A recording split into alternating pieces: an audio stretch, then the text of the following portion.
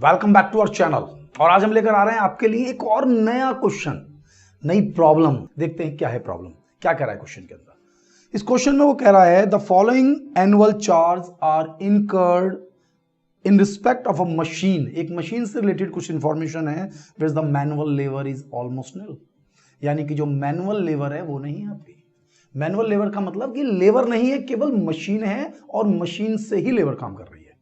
Next है मेरे पास where the work is done by means of the 5 machine, यानी कि हमारी फैक्ट्री में हैं 5 मशीन, यानी 5 मशीनें हैं और एग्जैक्टली सिमिलर टाइप, एक जैसी हैं।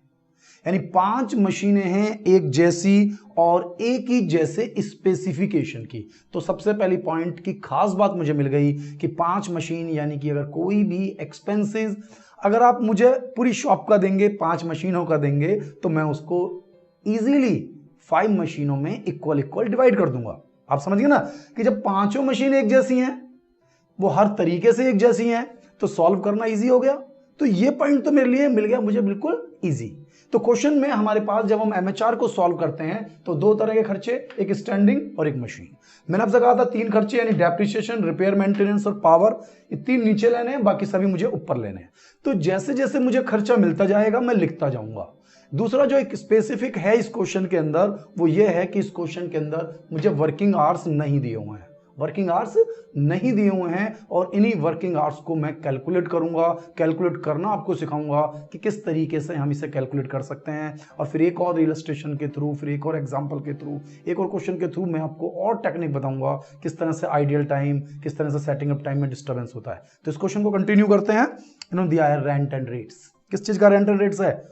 फॉर द शॉप, पूरी की पूरी शॉप का है। अब रेंट हमारा कौन सा खर्चा होता है? स्टैंडिंग चार्जेस, यानी कि आपके लगे 4803 फटाफट लिखा मैंने 4803 को, और 5 मशीनों में इक्वल बांट दिया 961।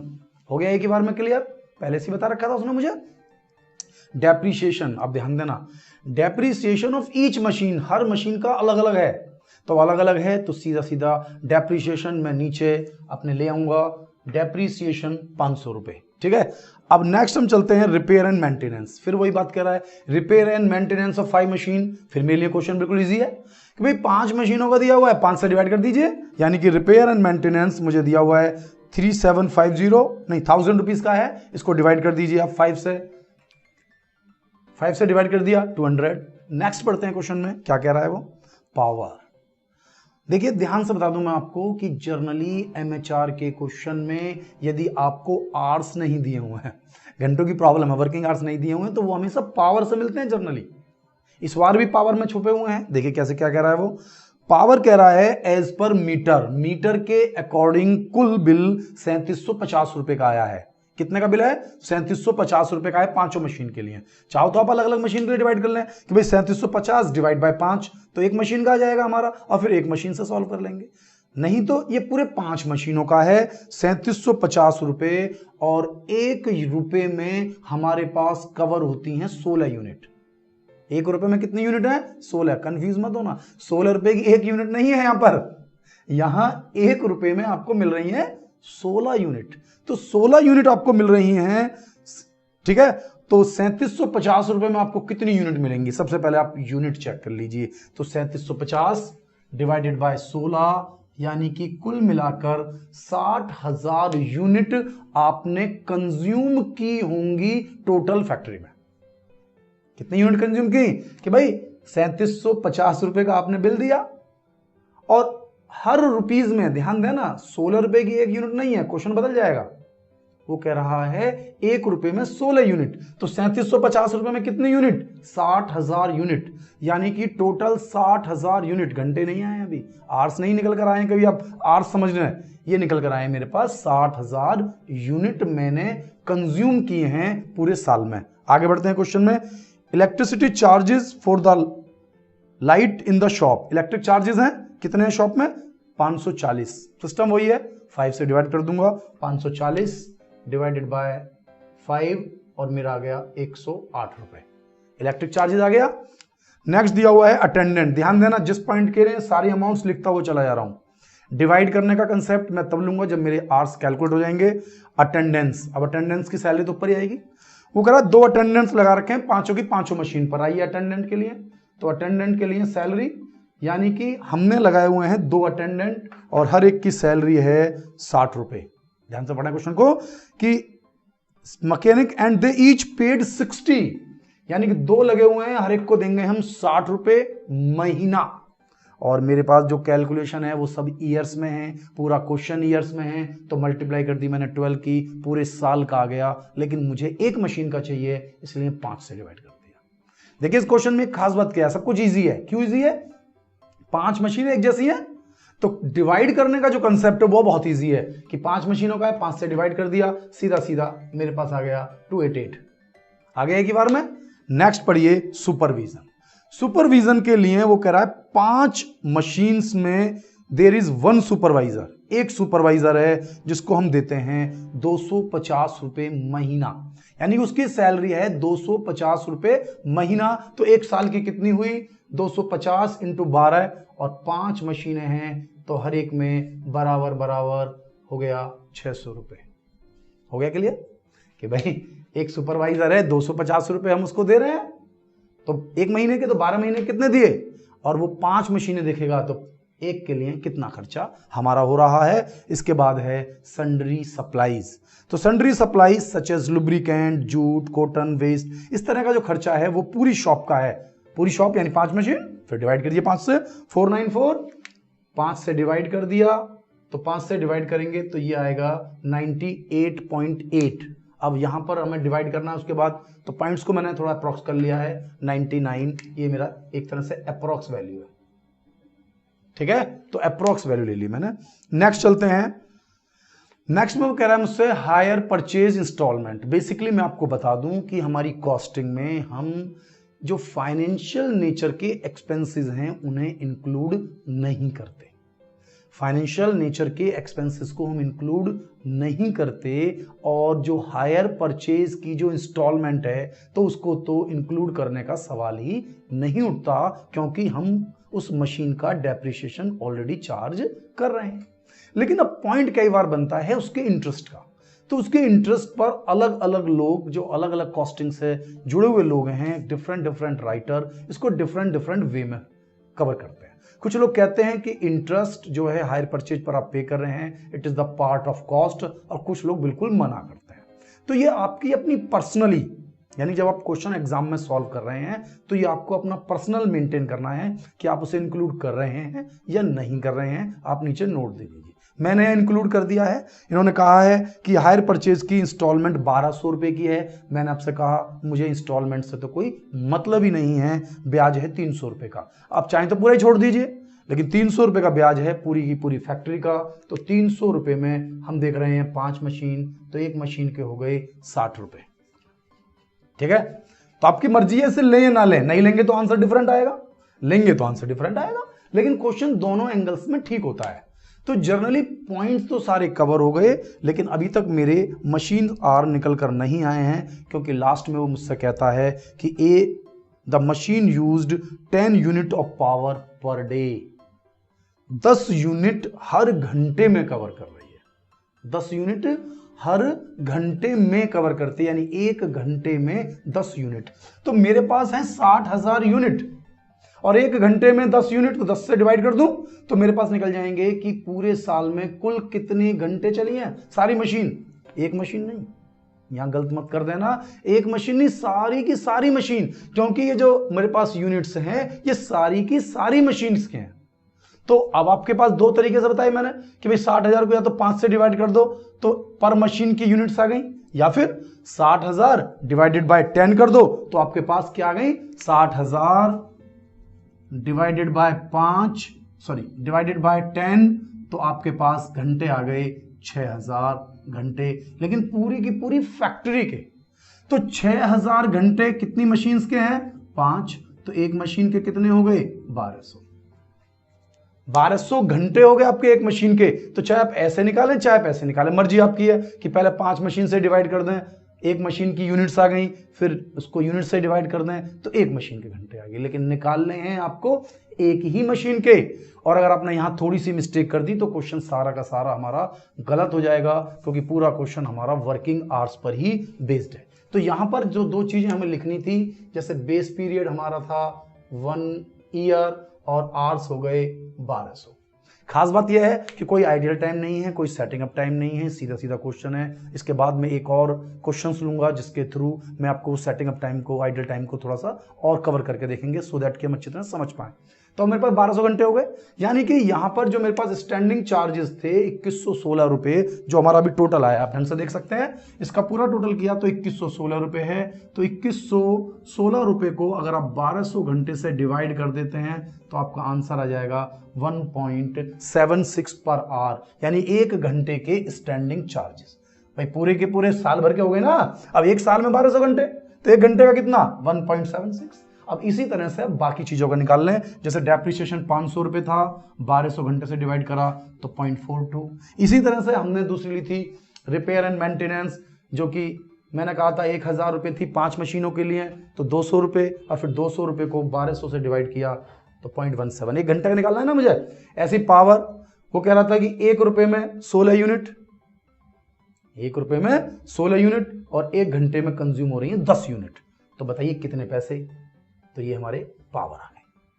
तो तीनों को समझना है, पावर, कंफ्यूज नहीं होना है। 1 रुपए में 16 यूनिट है, तो 10 यूनिट खर्च कर रहा हूं, तो 10 यूनिट कितने पैसे की 0.625, यानी कि अब इसका टोटल ले लीजिए 1.22, और ये टोटल आ गया 2.98। 2.98 क्या आ गया, यानी कि अगर मैं इस मशीन को ऑपरेट करता हूं तो मशीन को 1 घंटे चलाने की क्या कॉस्ट आपको कवर करनी है, यानी कि 2 रुपये 98 पैसे पर। यदि मैं कोई स्पेसिफिक वर्क प्रोड्यूस कर रहा हूं, कवर कर रहा हूं, तो 2.98 के थ्रू हम इसको समझ सकते हैं, और ये पॉइंट्स हमारा कवर हो गया। तो आपको वीडियो में ये क्वेश्चंस बहुत अच्छे तरीके से आपको समझना है, जिसके थ्रू अब मैं एक और न्यूमेरिकल जो ले लूं, सो दैट कि आपको ये टॉपिक बहुत अच्छे तरीके से समझ में आ जाए। ठीक है, तो करते हैं स्टार्ट। तो बेटा स्टार्ट कर लेते हैं एक और क्वेश्चन। क्या कह रहा है इस क्वेश्चन के अंदर, calculate machine hour rate, chapter यही पढ़ रहे हैं, machine hour rate for the recovery of overhead of a machine from the following data, there is a group of 4 similar machine.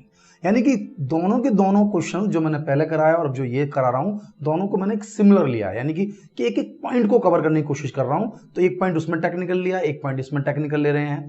तो इसमें कह रहा है कि 4 सिमिलर मशीन, यानी इजीली सॉल्व कर पाएंगे। Original cost of 4 similar machine, यानी कि जो 4 मशीनें हैं उनकी टोटल कॉस्ट है 76800। तो सबसे पहले तो एक मशीन की निकाल लो, यानी कि 76800 को आप 4 से डिवाइड कर दीजिए, एक मशीन का आ गया, यानी डेप्रिसिएशन निकालना है ना। और उसके बाद वो डेप्रिसिएशन ही बता रहा है कि depreciation eight 10% per annum on the straight line method. तो बिल्कुल इजी हो गया, यानी कि 76800 डिवाइड बाय 4 और उसका 10%, 76800 डिवाइड बाय 4 इंटू 10% आ गया हमारा डेप्रिसिएशन। और जब डेप्रिसिएशन को डिवाइड करेंगे नंबर ऑफ वर्किंग आवर्स है तो हमारा पर आवर आ जाएगा। इसके बाद मेंटेनेंस कॉस्ट, थोड़ा सा बारीकी से ध्यान दें, क्योंकि ये जो चैप्टर है हमारा बहुत छोटी छोटी प्रॉब्लम्स के कारण गलत हो जाता है। ठीक है, हम ठीक कर रहे हैं क्वेश्चन को, लेकिन एक माइनर सी प्रॉब्लम हुई, क्वेश्चन हमारा गलत हो गया। तो maintenance cost average 8 per day of 8 our, 8 रुपए में 8 घंटे, 8 रुपए में 8 घंटे, यानी 1 घंटे का बड़ी आसानी से निकाल सकता हूं 8/8। लेकिन प्रॉब्लम क्या है तो 4 मशीन का, यानी 8/8 तो मैंने कर दिया, लेकिन इसके बाद भी ये 4 मशीनों का है। 8/8 1 रुपीज आ गया, 4 से डिवाइड करा तो 25 पैसे। ये आपको ध्यान देना है, बड़ी आसानी से, सिंपल सा पॉइंट है, लेकिन थोड़ा सा पढ़ने में मिस्टेक की, क्वेश्चन से आप बाहर हो गए। तो क्या कहा उन्होंने, क्लियर हुआ ना। मेंटेनेंस कॉस्ट 8 रुपीज 8 आवर्स के लिए, तो 8 डिवाइडेड बाय 8 1 रुपीज आ गई 1 घंटे की, यानी मुझे 1 घंटे का तो निकालना था, लेकिन भाई ये 4 मशीनों का है, एक का नहीं है, तो 4 से और डिवाइड किया 25 पैसे आ गया। नेक्स्ट चलते हैं क्वेश्चन में, पावर 25 पैसे पर रनिंग आवर, बहुत ही इजी, यानी 1 घंटे के 25 पैसे लगने हैं। मुझे क्या कैलकुलेट करना है, यही तो कैलकुलेट करना है कि 1 घंटे की कितनी पावर, 1 घंटे के 25 पैसे। इजी हुआ है नहीं हुआ, तो बहुत इजी है। नेक्स्ट देखते हैं सुपरविजन। सुपरविजन 4 मशीनें हैं, बराबर बराबर आना है, तो supervision of the machine group 640 per month, लेकिन प्रॉब्लम क्या है, मंथली दिया हुआ है, तो मुझे ईयर में कन्वर्ट करना है। तो 640 इंटू 12 और 4 मशीनों में बराबर बराबर बांटा तो 1920 रुपए। क्लियर है भाई 640 रुपए पर मंथ, तो एक साल का 12 से मल्टीप्लाई करा, 4 से डिवाइड करा, 19-20। नेक्स्ट करते हैं एलोकेशन ऑफ बिल्डिंग डेप्रिसिएशन। अब ध्यान देना, ये मशीन का डेप्रिसिएशन नहीं है, ये उस बिल्डिंग का डेप्रिसिएशन है जहां मशीन लगी हुई है। एक तरह से तो ये रेंट है, लेकिन फिर भी हमने इसको other expenses depreciation of building के नाम से ये अलग हेडिंग बनाई है। और इसमें वो कह रहा है 4 मशीन है और 80 रुपए महीना। 80 रुपए महीना तो 12 महीने कितने हो गए, 12 × 96 960 रुपए। लेकिन कितनी मशीनें हैं, 4, तो 4 से डिवाइड कर दिया, 240 रुपए पर मशीन। 240 रुपए पर मशीन, समझ में आ रहा है नहीं? 80 रुपए महीना तो 80 × 12, लेकिन है तो 4 मशीन, 4 से डिवाइड करा, एक मशीन 240 रुपए। इसके बाद शेयर ऑफ मैन्युफैक्चरिंग ओवरहेड्स, यानी हिस्सा, मैन्युफैक्चरिंग ओवरहेड का हिस्सा इन मशीनों के लिए, इन मशीनों में भी, यानी 4 मशीनों के लिए, और वो भी 240 रुपए पर मंथ। तो 240 × 12 एक साल का, और 4 मशीनों का है तो 720 रुपए। हुआ क्लियर नहीं हुआ? यानी कि जो भी आपको मंथली दिया है उसको मैंने ईयर में कन्वर्ट कर लिया है, क्योंकि हमने बेस पीरियड 1 ईयर ले लिया है। अब बस 1 ईयर का मुझे वर्किंग आवर्स चाहिए, जो क्वेश्चन में मुझे दिए हुए नहीं है, हमें से कैलकुलेट करने हैं। वो मुझसे कह रहा है normal working days in a year. आप मान लीजिए कि एक साल में 300 दिन चलेगी मशीन, यानी फैक्ट्री 300 दिन चलेगी, बाकी के 65 दिन रहेगी छुट्टियां होती है ना भाई, सैटरडे संडे होली दिवाली बहुत छुट्टियां होती हैं, तो उन छुट्टियों में कवर कर देंगे हम। 1 शिफ्ट है 8 आवर्स की, यानी कि एक शिफ्ट में 8 घंटे चलेगी, और मशीन एक ही शिफ्ट चल रही है, फैक्ट्री एक ही शिफ्ट चल रही है, तो 300 दिन चलेगी और हर दिन 8 घंटे चलेगी, तो 300 × 8, यानी कि कुल मिलाकर पूरे साल में मशीन चलेगी 2400 घंटे। क्लियर है? तो 2400 घंटे हमारा वर्किंग आवर हो गया। लेकिन वो कुछ और कह रहा है, वो कह रहा है ईच मशीन रिमेन्ड आइडियल, हर मशीन के अंदर एक आइडियल टाइम है जो कि 20% है हमारा नॉर्मल टाइम का। अब नॉर्मल टाइम कितना है हमारे पास, 2400 घंटे। अब इस 2400 घंटे का 20% क्या है, आइडियल टाइम। अब आपको यहां समझना होगा, यहां आपको लॉजिक लगाना होगा कि ये जो आइडियल टाइम है ये केवल मेरा हो रहा है, या इस तरह की जितनी भी मशीन्स हैं सब में होता है, इस तरह की सभी फैक्ट्रीज में होता है, इस तरह के सिस्टम में होता है। तो ये आइडियल टाइम 2 अलग अलग कैटेगरी का है, कि ये नॉर्मल है या एबनॉर्मल है, नॉर्मल है या एबनॉर्मल है, प्रोडक्टिव है या नॉन प्रोडक्टिव है। तो यहां पर मशीन आवर रेट में हम इसको प्रोडक्टिव और नॉन प्रोडक्टिव वे में मान सकते हैं, कि यदि ये प्रोडक्टिव है तो फिर भाई मशीन के घंटे 2400 ही रहेंगे, आइडियल टाइम को हम इग्नोर करेंगे। लेकिन यदि ये नॉन प्रोडक्टिव है तो फिर हम इसको माइनस कर देंगे, आइडियल टाइम 2400 का 20%, यानी कि 480 घंटे हमारे आइडियल टाइम हैं, जो कि नॉन प्रोडक्टिव है। क्या है? Non productive time.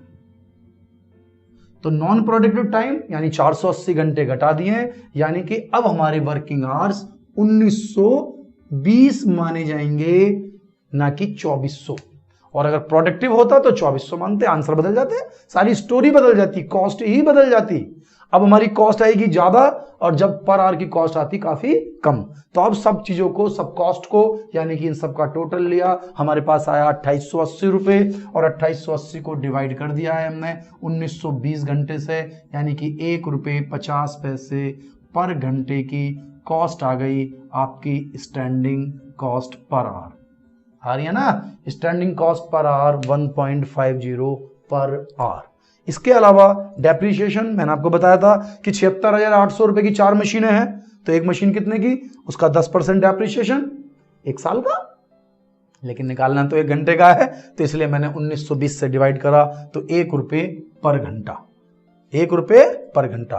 तो डेप्रीशिएशन आप यहां की बजाय इसको यहां लिख लें, 1 रुपये पर घंटा, तो 1 रुपये पर घंटा और 50 पैसे ये हो गए, यानी कि ये हो गया हमारे पास 1.50, यानी कि 3 रुपीज पर आवर।